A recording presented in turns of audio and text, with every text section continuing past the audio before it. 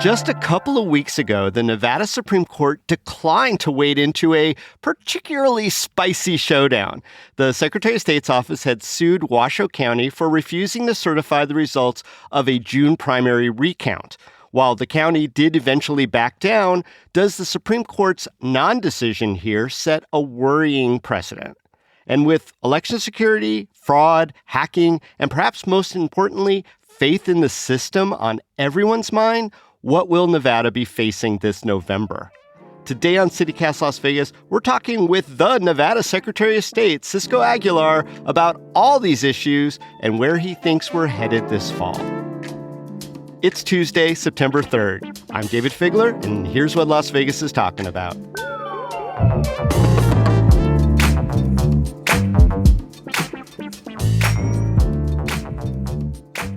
Cisco, you and your predecessors have repeatedly assured voters that our elections here in Nevada are safe from widespread fraud and hacking.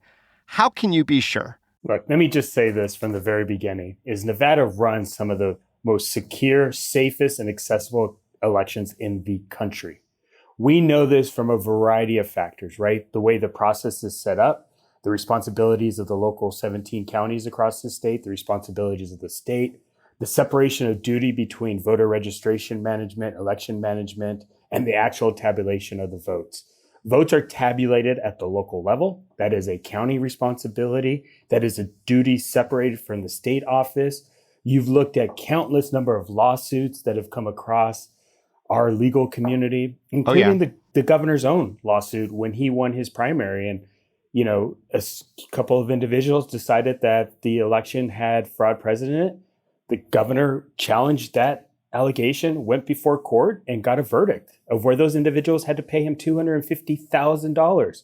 The evidence that they say they have doesn't exist when it comes to fraud. But knowing that, I felt as secretary, I had a duty to really dig down into what people are saying, why they're saying it, and give citizens an opportunity to bring some of those cases to us. You know, during the last legislative session, we brought on 2 civil investigators, 1 criminal investigator. Anybody across the state of Nevada can file an election integrity violation report. They can present the evidence. Our investigators will take that evidence. They will do their investigation, and then we'll refer those cases when it rises to a criminal level to the Attorney General's office for prosecution. We actually have a police force. And so we were using that securities team to investigate some of the election stuff. We said, we got to formalize this a little bit more because we need individuals that are thinking about elections 24/7, right? I if see. we get them thinking and trained in that way, they'll be able to look at some of these cases and be able to deal with them in a professional manner. And so that's where we went with the legislative session in 23. So what kind of complaints were you looking at? What were citizens saying was not right? There's, it's a variety of issues. It's everything from campaign finance reform. It's to potential double votes. It's to somebody who, isn't eligible to vote in the state of Nevada voting. It's a variety of issues. And it's, somebody campaigning within the 100 limit of a polling site. You name it, we've gotten it. And so it's also 2 challenges of me not enforcing Nevada statute and our regulations. Mm-hmm. And so we look at all of it. So have you seen an uptick in these sort of complaints? Well, that's an interesting dynamic too, because they are so widely available and it's open to every Nevada resident. Some individuals have taken the opportunity to create automatic report generators. So if you, David, had a complaint, they would send it out to their email, group and say, hey, there's this. I need you to file this report. It's the same report, but received 200 times, right? Oh, just with somebody else's name. And hey, is that lawful? I don't know if it's moral or not, but is that lawful? Sure. I'm not, okay. Look, it's the same issue, right? Our investigators are going to look at it once and then we'll be able to respond to every individual. That's the point is when we receive these, we are responding to everyone. It's not going into a box in the corner of my office. There is actually a formal process to ensure the Nevada resident gets a response from our office. So it's lawful. It's not particularly persuasive because once 1 complaint's received, you don't need 200 to make sure that squeaky wheel gets some attention. Correct. All right. Well, let me ask you. But it's also, you got to understand, sometimes these individuals are doing it intentionally to overwhelm our office, right? Oh. That's their goal, is to distract us from doing the job we need to do to be the regulator of our elections here in Nevada. Well, I'd imagine if it's a completely false complaint and it was an inundation campaign, that would probably be investigated, right? Yeah, but look, it's my job to stay above it and to really do the job of a secretary. Again, my job is to be a regulator and to truly do what the law says and follow the law and make sure others across the state are following the law. Got it. Well, one category that you didn't mention there in complaints is hacking. And we hear this a lot, especially with, cybersecurity being a very burgeoning field of intrigue. And we see these cyber attacks all over the place, data breaches, et cetera. Have you gotten any reliable or credible complaints that there was potential hacking? Look, that's all. Cybersecurity is a fascinating issue, and it's a fascinating place we're in. Unfortunately, we had an issue here in Las Vegas and Southern Nevada on the Strip. And, you have companies that have unlimited resources to deal with these issues. But that was a great opportunity for us to learn and to look at things. When a cybersecurity issue... You were referring to the ransomware situation at both Yes. Caesars and MGM Properties? Correct. Okay. And so that was a great point for us to say, hey, we have to look at our own systems. We have to look at our own processes. And what are we doing to ensure that the protection is there? But when these issues arise, it's just not a state issue. We have an election integrity task force, which is made up of our office, local law enforcement, state law enforcement, and federal. And when these issues come up, you're not just dealing with local law enforcement. You're starting to deal with the FBI, Homeland Security. You're dealing with a lot of organizations that are looking at this from a holistic perspective and actually have the tools and resources to deal with these things in real time. But I am curious because I don't know that I've ever read about it, but I don't know that anyone has actually asked. Has our state election system ever been hacked, or maybe more importantly, has there ever been an attempt to hack it that has been caught? Yes, we do know that there are foreign actors out there who are trying to penetrate the system.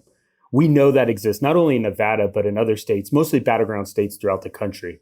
And that's why we are on this so diligently to ensure that it doesn't happen. We know they're coming and we know when it happens, but they have not penetrated the system.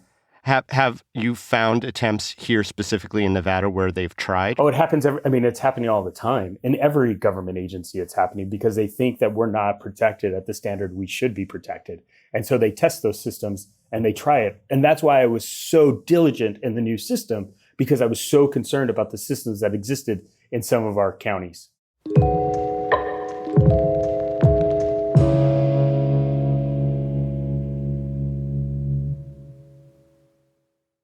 Hi, this is David, the CEO of CityCast. Do you ever find yourself holding back on travel because you're afraid of a language gap?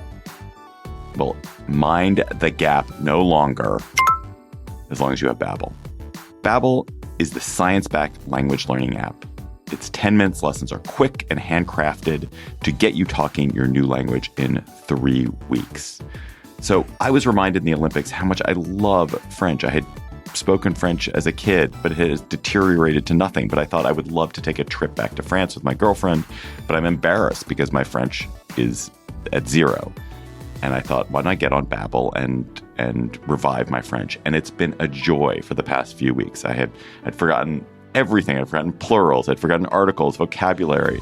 Mostly I'd just forgotten how to speak and how to listen. And Babbel has me back on track with lots of speaking and lots of listening, because that's how you get better at a language. So I've been working on time, for example. And there's this way in French where when you say 2:45, you don't say 2:45, you say 3 o'clock minus 15. So, je rentre à 3h moins le quart. I'm coming back at 2:45. Anyway, it's so much fun to speak. And don't take my word for it. There's studies from Yale, from Michigan State University that prove that Babbel works. So here's a special limited time deal for CityCast listeners. Right now, get up to 60% off your Babbel subscription, but only for our listeners at babbel.com/CityCast. Get up to 60% off at babbel.com/CityCast. Spelled BABBEL.com/CityCast. Rules and restrictions may apply. Let's change subject a little bit. Voter ID laws are going to be on the ballot in November. Its backers claim that showing ID at the election polls will make those elections more secure. You know that a lot of voters truly believe this in their hearts, despite your efforts to convince them otherwise that we don't need it. So let's start with this. Does voter ID make us even safer than where you say we already are? Look, I'm going to make the statement I made at the beginning of the show. Nevada runs some of the most safest, secure, and accessible elections in the country. And those are the three priorities every Secretary of State should prioritize. We want to make sure that every Nevadan who is eligible has the opportunity to participate in our democracy. We also know that we have some of the safest, and there are safeguards built into the system. ID is required when somebody goes to register to vote. So the ID process is already existing. However, I understand there are concerns and arguments that somebody should ID themselves at a polling location, but there are identifiers in that process as well. You know, the signature verification form is a big thing, and that's why we sent a form to every resident who is registered to vote in Nevada, in Clark County, a form to update their signature. That is part of the security process. Right. But I understand that. I mean, you got criticized for that, too, is that, you know, these random signature cards are showing up at all these different residences. What if some unscrupulous person or a group of people gather up these and make different signature cards? So now a different signature is going to match the wrong voter. Look, there's a balance to everything that we're doing, and we're trying to do the best we can. Because also, too, the point of the signature verification card was not only increasing the security, but there are also security identifiers on that form. So somebody intentionally tries to use that system in a bad way, they should be held accountable for those actions and they will be caught. That's the thing. They will be caught. I mean, I guess we should make it clear that it would be a crime to do that. Correct. Okay. It's also, you know, I was going to say drop the F-bomb, but when you're screwing with, if you want to drop an F-bomb, man, that's on you. We'll play it. We're not I have PG. another story about that, by the way, with Time Magazine, and it's a very funny story. But yeah, so if somebody tries to do that, they're going to be held accountable. And again, it's testing our security systems, our security processes. We want to make sure we have the most current signature for every voter, because not only is it a security thing, but it also helps the county process ballots faster. And that goes to even the built-in security around the mail ballot. When the mail ballot is received by the county, it is scanned and run through its system, and it matches the signature. If the signature doesn't match, it goes into a bipartisan review for a Republican and a Democrat to look at that signature and determine whether or not it's the actual voter. If it's not, then it goes into ballot curing, which then the county reaches out to that voter to say, hey, we need you to identify and verify your ballot for us. And they do that process. The more accurate signature we have, the greater we can process our mail ballots, the sooner we can get election results to Nevada voters. But, you know, the argument is that voter ID definitely guarantees that only the people who should be voting are voting. So, Cisco, why do you hate people showing proof of who they are? I don't hate it at all. You know, we have to show an ID. What drives me crazy about that issue, and I'm probably getting deeper into this than I really should be, because look, Nevada voters are going to decide. It's in their hands at this point. If they make the decision that that's what they want, then as Secretary of State, it's my job to follow the law and implement the process, and I will do that. If Nevada voters decide that it's not in their best interest, then that's the decision. But right now, it's not in my hands anymore. It's up to the voter to determine whether or not they want that to happen. Well, let me ask you this, because but please, go ahead. When people go and say, you know, I need an ID to buy a beer, that just makes my head explode. And that's when I become a constitutionalist and I say, hey, buying a beer is not a fundamental right that you are given. Yeah. Casting a ballot is your fundamental right that you have as an American citizen. And so you cannot compare buying a beer to democracy at the ballot box. That just makes my head explode. Although I have to say, on the 4th of July, when it hits 120 in Vegas, it seems to be a constitutional right to be able to pop back a beer if you want. Hey, I'm all for it. Look, you know, I get excited now when somebody IDs me when I buy a beer. Getting old is not there fun. You go. Well, you're young looking forever, man. You got that. Well, let me ask you this, just from your standpoint. So are you agnostic then about voter IDs? If they happen, you're going to deal with it? Look, I think as Secretary of State in my official capacity, I have to be, right? I am not, but, you know, it's in the voters' hands at this point. The voters are going to decide what it is. The campaign can there are campaigns on both sides of that issue. That's up to them to fight it out, right? At this point, I'm the referee. Well, let's talk about the kerfuffle showdown in Washoe County over a recount from last June's primary. I'm going to do a real quick summary for our listeners. Tell me if I'm wrong. I try to follow the story. The county commission in Reno refused to certify the recount results, claiming that there were, quote unquote, issues they wanted to investigate. You immediately went in and sued in the Nevada Supreme Court, and the county commission fairly shortly after that backed down and went forward with the certification. But when the Supreme Court decision came out, it basically said, hey, glad y'all worked it out. We're not going to give you the clarity you're asking for ahead of time, Secretary of State, because if it comes up, we'll deal with it. Is that about how it went down? You're exactly right, and which makes my stomach hurt and makes my heart hurt. Okay. Because what they did is put a target on election workers throughout this entire state by not clarifying the issue and making it absolutely clear that this is an administrative duty of the county commissioners. There is no wiggle room to deal with the concerns they may have about the election operations or policies related to elections. So, I mean, Cisco, are you sweating bullets that Douglas County is going to mess with you? I mean, give me a play-by-play. We're prepared. We've been prepared. I think you saw how quickly we responded to Washoe County. We are even more prepared now to respond to any other county that raises this issue. What I'm concerned about is the Supreme Court not giving the protection to election workers that they deserve. And also, two, not clarifying it for our elected county commissioners throughout their state. Majority of the county commissioners in the state want to do their job. And when they have an opportunity for the courts to make it very clear for them and their constituencies to do something, they fail to do it. So give me a play-by-play of what your office is going to do if any county refuses to certify the November election results. You saw our playbook with Washoe County. We have the pleading pretty much ready to go. All you're doing is like a Mad Libs, filling in the county's name and filing the document, and obviously putting in some of the factual information related to that particular vote. Right. But look, I have to give it to the Supreme Court justices to say that they're going to deal with it immediately.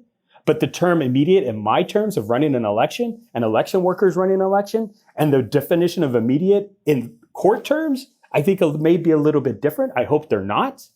But I'm giving them benefit of the doubt that they're going to be able to act as quickly as we need them to act to continue our democratic process. But if any county or department in any county says we're not going to certify or move the process forward, looking forward to November, I mean, will that impact Nevada's ability to submit its electoral votes for president? Will it impact declaring a winner of very important federal races like Senate?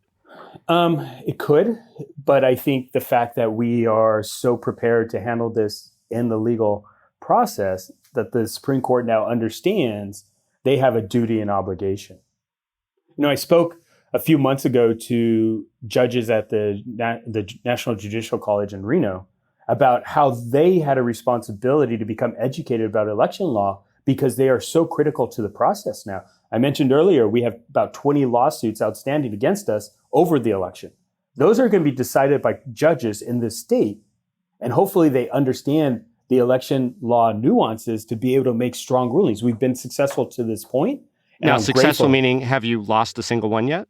We have not. And I appreciate all that. But even after this next election, there's still going to be a lot of people unhappy at the result. And I'm guessing they will likely attack your office again. Has this become so predictable now that we're never going to go back to a time when faith in our democracy was simply taken for granted? No, I look, it's a temporary time. People's emotions changes. I think about it in the sports terms, right? You can continue to believe in a candidate or a team, and they continue to promote, false information, disinformation. You're going to follow it for a time, but then you're going to realize you're just part of a losing team, and that's not the way the things work. And but what I'm really getting at is that, right or wrong, is our collective faith in the electoral process so altered or worse, damaged, that we have to rethink the role of elections in our democracy in some manner? Look, you're never going to, I know there's 30% of voters we're never going to convince, right? And that's a significant number of people. But there are 70% of the people that still believe in the process and the system. And you have to continue to clarify what the role is and your responsibility is. But also as secretary, you have to make sure that you are making smart, sound, legal decisions, because that 70% becomes even more critical to the process and to what you're trying to accomplish. And I'm going to step away from the sports metaphors because I'm not good with that. I'm going to use a different metaphor. Right. I'm wondering, Cisco, when it comes to faith in our elections, yes, if the Secretary of State in Nevada has to be the believer in chief. Absolutely. Look, I have to continue to build the strategy in my head. I continually have to express that strategy to the team. I have to continue to work with all 17 clerks across this state. And I think that's a very good point to make, is that we have 17 clerks in this state. Washoe and Clark have register of voters who are appointed by their county commissioners, but 15 of our clerks are elected by their community. 13 of those 15 are registered Republicans. One is nonpartisan, the other one is a Democrat.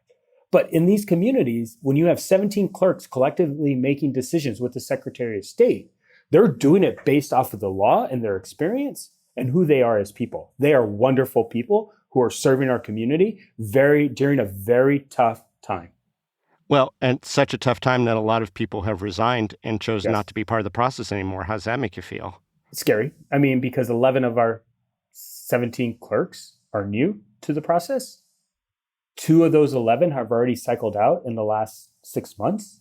And so when you talk about, experience and history being lost, we're seeing that happen. And so we're having to make sure and double check everything we're doing. I think you saw some of the challenges we had during the Nevada primary and some of our other counties. But again, being on a new system that brings uniformity across this state is going to help build that consistency so that we're not making some of the mistakes that have been made in the past. In your mind, Cisco, I mean, you're so close to this. Why do you think that high turnover is happening right now? It's people who've been in this space for a long time being harassed, intimidated, just being treated without decency. And that's what the heartbreaking part is. Some of these individuals have served their community for 20 years in these positions. They are the same person they were those 20 years. They didn't all of a sudden become bad people, but people have led people to believe that they have. And that is the saddest thing.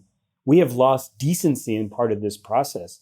And if I want to see decency back into the process, I have to lead by example and treat everybody with decency. I have to listen to the people who have a different perspective from me. I have to address them. I have to answer their questions. That's why I make such a strong effort to work with our governor, because I know that he's going to give me a perspective that I may not understand, but can utilize in the decision-making I'm making for the betterment of our state as a whole. It is my responsibility to represent every Nevadan across our great state, both urban and rural. Well, Cisco Aguilar, a lot of eyes around the country are going to be on Nevada and specifically with our elections, and you're the chief believer. So hopefully all will go smoothly for you. That's my wish. I really appreciate you breaking all this down for us here on CityCast Las Vegas. No, thank you for taking the opportunity. Anytime we have an opportunity to educate a voter, we have an opportunity to tell Nevadans, hey, your elections are safe, they are secure, and we are working hard to ensure we include every Nevadan that is eligible to vote to have a voice.